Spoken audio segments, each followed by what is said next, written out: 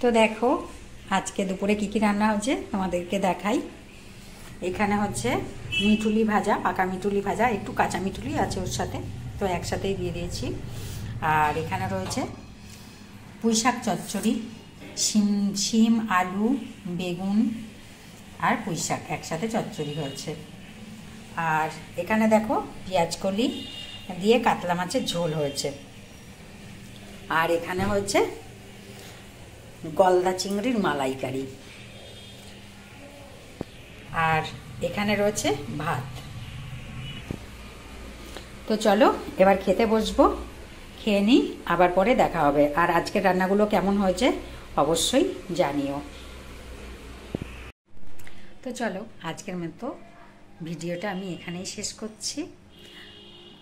Video বেশি লম্বা করছি না, ছোট্ট ছোট্ট ভিডিও দিচ্ছি।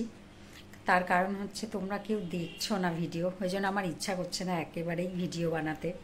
ওই জন্য ভাবছি ছোট্ট ছোট্ট ভিডিওই দিই, বড় ভিডিও দিয়ে কোনো লাভ নেই। ছোট ভিডিওই দেখছো না তোমরা, তো বড় ভিডিও দিয়ে লাভটা কি? তো ওই জন্য একটা ছোট্ট ভিডিও দিলাম, দেখো তোমাদের কেমন লাগে। আর আজকের মতো ভিডিওটা আমি এখানেই শেষ করছি, আবার দেখাবে নেক্সট ভিডিওতে। Tata, bye bye.